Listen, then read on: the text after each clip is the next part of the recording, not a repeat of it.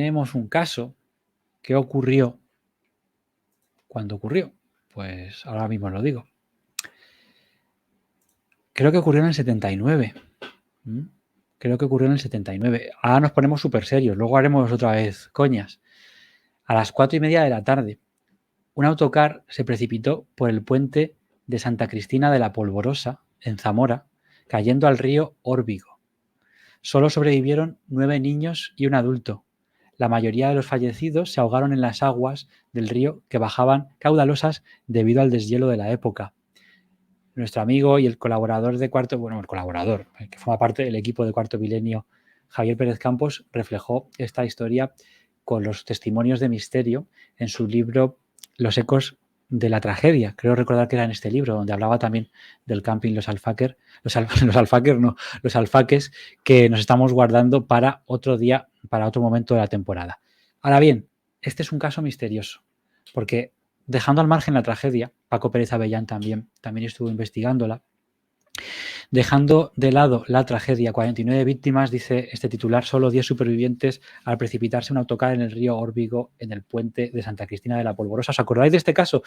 Lo mencionaba yo en Twitter hace poco porque se trataba de un caso en el que interviene un elemento de vacaciones, un elemento también de misterio, una autocaravana en la que pasaron cosas y en la que a su alrededor se desenvolvieron una serie de fenómenos extraños. Yo recordaba algo relacionado con niños, algo relacionado con una caravana, pero no sabía si estábamos hablando de la tragedia de Rocas Altas, que eso creo que fue en una acampada, en un camping, en una tienda de campaña, o si estábamos hablando de otro caso. Y al preguntar por Twitter, muchos de vosotros me disteis la respuesta, como por ejemplo Vladimina.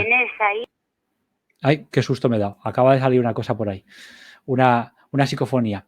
Entonces, alguien de aquí, voy a llamarle, Isra. Tú, si quieres, retoma un poco el tema.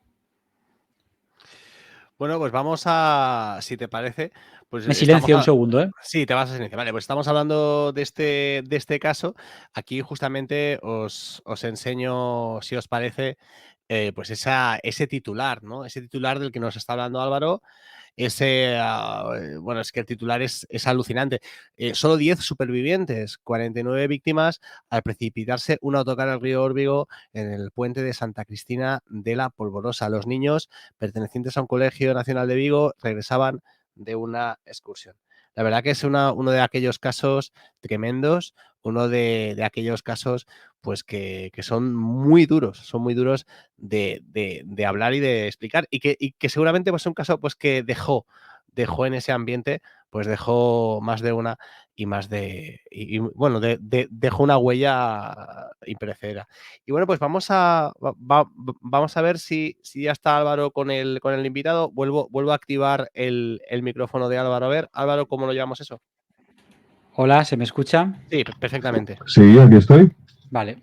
Y tú escuchas a Luis, ¿verdad? Sí, lo escucho bastante fuerte, Álvaro. No sé si podemos... Yo lo no bajo igual un a nadie poquito. más que a ti, ¿vale? Yo lo bajo. Tú, Luis, no toques nada. Vale, Luis te va a escuchar a ti solo, ¿eh? Venga, vamos allá. Vale, aquí Sí. el búmetro está correcto. Vale, Correcto. perfecto. ¿Os acordáis? Vamos a poner una foto porque él no puede entrar por Skype, pero va a entrar por llamada. ¿Os acordáis de un reportero de los primeros tiempos de Cuarto Milenio y también Milenio 3? Ya él tomó su carrera e hizo otras cosas, que se llama Luis Álvarez. ¿Os suena esta cara que estáis viendo ahora?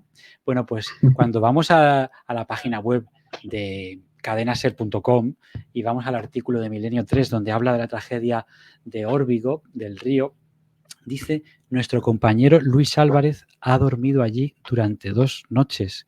Luis, bienvenido a Ecos de lo Remoto. ¿Qué tal? Muy buenas, ¿cómo estáis? ¿Qué tal, Álvaro? ¿Cuánto tiempo sin saber de ti? Pues encantadísimo. Ya sabes que tuvimos ahí un amago de colaboración, pero espero que nuestros caminos se puedan juntar muchas más veces. Sí, bueno, aquí estamos. ¿Qué tal? Un abrazo a ti y a tu compañero. Un placer, muchísimas gracias por la invitación, por supuesto que sí. Por temas operativos, a la audiencia. Mi compañero Isra te puede oír, pero no te puede hablar. Pero si él tiene alguna pregunta, yo te la transmito. ¿De acuerdo, Luis? Fantástico. ¿No estaréis haciendo una ouija? No. Dios nos libre. Luis, ¿tú alguna vez has hecho la ouija? Un montón de veces. Esto lo dice como si fuera lo más normal del mundo. Sí, claro, como todos los de mi generación. Yo no sé tú, Álvaro, pero en mi quinta, bueno, yo tengo 43, soy del 78, hacíamos la ouija y al final, como nunca pasaba nada, pues aquello acababa siendo, pues eso, ¿no? Un chiste, ¿no? Un show. Alguna vez pasó algo, eso es cierto, pero nunca he tenido uno la certeza de que no lo estuviera moviendo alguien para gastar una broma o asustar a las chicas, ¿no? En mi caso yo no, yo siempre tenía esa mente, o intentaba, ¿no? Tenerla científica y sobre los hombros para ver qué pasaba, pero vamos, ya digo, sin demasiada entidad. Pues Luis, como decía este artículo, hemos leído un poquito de cómo fue aquella tragedia. En el lugar de la tragedia, de ese autobús, esos niños, solamente 10 personas sobreviven, 45 niños de los 49 que fallecieron fueron, o sea, de los 49, 45 fueron niños, lo cual le da un aporte, un plus de tragedia. 10 de abril de 1979. Te mandan para allá y te vas nada más y nada menos que de acampada. Pues a ver, no sabría por dónde empezar porque fue seguramente uno de los reportajes más difíciles que hice para Cuarto Milenio.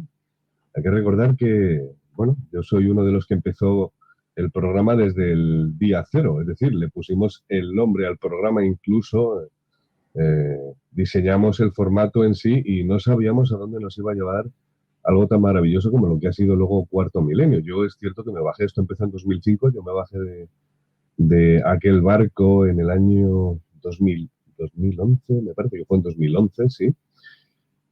Pero bueno, hice 187 reportajes. Casi ¿no? nada. Sí, y si hay alguno que de verdad me dejara una pátina oscura y una sensación de verdad terrible, desasosegante, por la grandísima tragedia que sucedió en Santa Cristina de la Polvorosa, a 5 kilómetros de Benavente, pues precisamente fue este reportaje, ¿no? Y si quieres paso un poco a contar cómo fue aquello. Es decir, la cuestión es que Iker recibió una llamada de un contacto o un correo, no recuerdo bien, que le decía que había acampado unos años antes en una especie de vaguada que hay justo cuando vas a entrar en Santa Cristina de la Polvorosa, que está en la ribera del río, antes justo de cruzar el puente, si vienes desde Benavente. Y estaban en su roulotte, pues un hombre, su mujer y sus hijos, ¿no? Entonces sucedió que, según contaba este testigo, a medianoche, cuando ya estaban durmiendo, de repente empezaron a sentir un zarandeo de la roulotte. Y como, bueno, se despertaron, se levantaron, fueron a ver qué pasaba, pues dirían, pues ya está, el típico bromista del pueblo, que yo qué sé, que nos están gastando una broma para asustarnos, ¿no?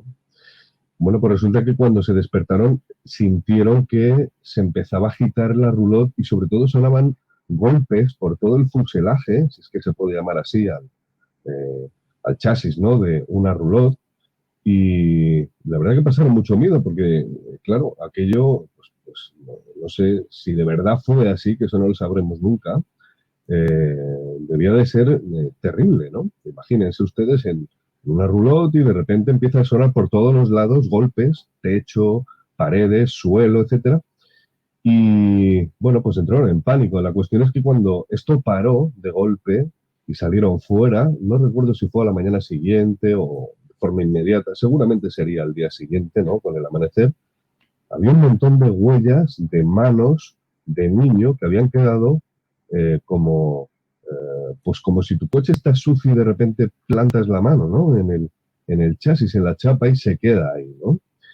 Bueno, esta información llegó a la redacción de, ya digo, de Cuarto Milenio, le llegó a Iker, yo me encargó obviamente el reportaje y, claro, era un reportaje tremendo, ¿no? Porque teníamos de repente el testimonio de alguien que hablaba de esta historia y teníamos, en mi caso, yo tenía la obligación de ir hasta Santa Cristina de la Polvorosa, hasta este pueblo, y entrevistar a los vecinos. ¿Entrevistar a los vecinos sobre qué? No sobre el fenómeno paranormal en sí que había sucedido, sino sobre la grandísima tragedia. Es decir, hacer un trabajo periodístico de lo que había ocurrido en el año 79 en el que el 10 de abril un autobús que iba de viaje de un colegio vigués llamado Vista Alegre, en las vacaciones de Semana Santa, al cruzar el puente de ese pueblo, Santa Cristina de la Polvorosa, por encima del río Órbigo, pues resulta que tocó con una de las ruedas, creo que la trasera, el petril del puente, como si fuera pues, bueno,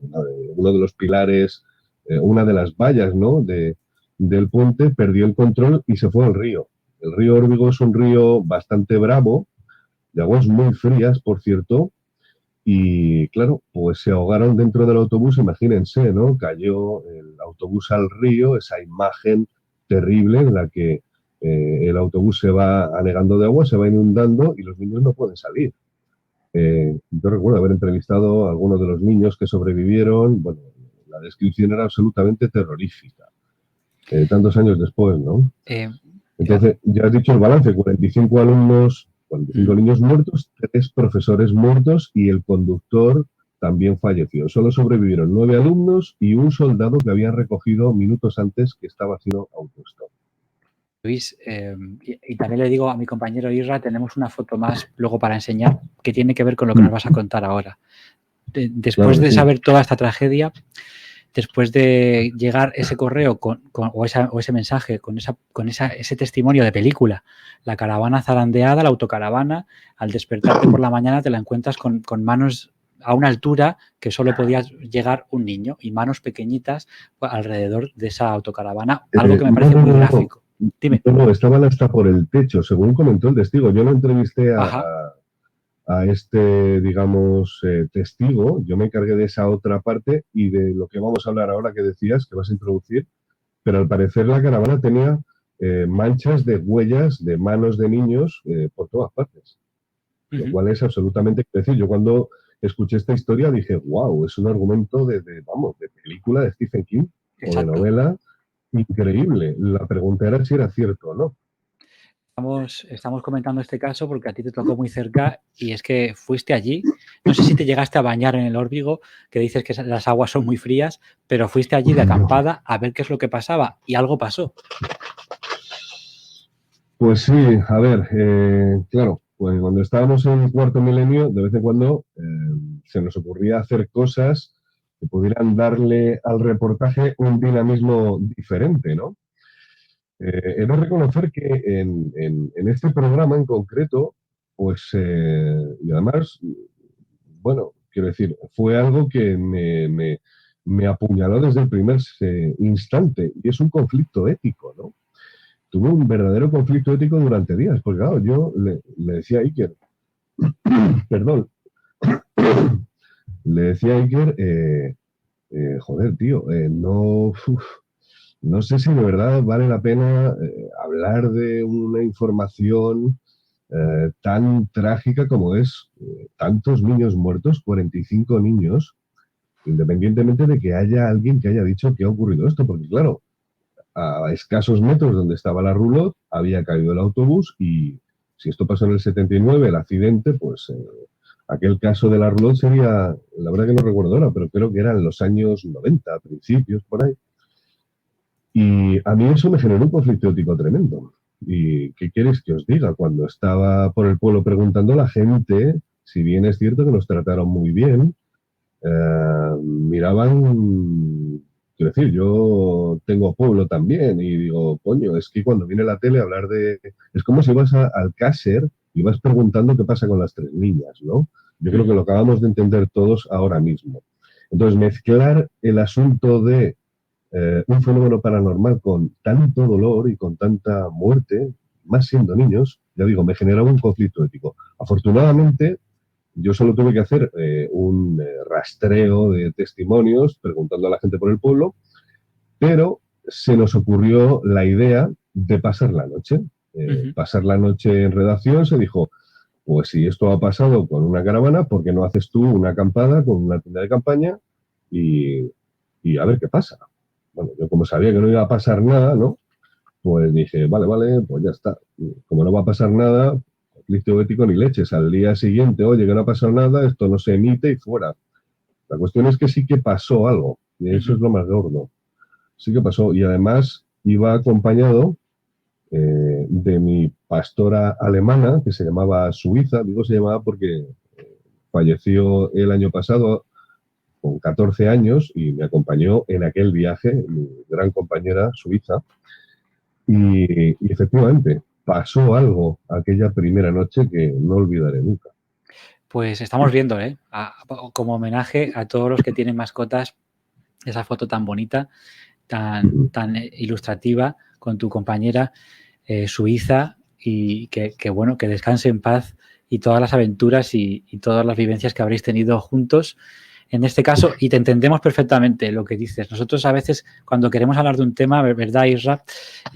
Cuando es un tema que es una tragedia, sobre todo si es relativamente reciente, tenemos nuestro conflicto ético también. No sé si está hablando Isra.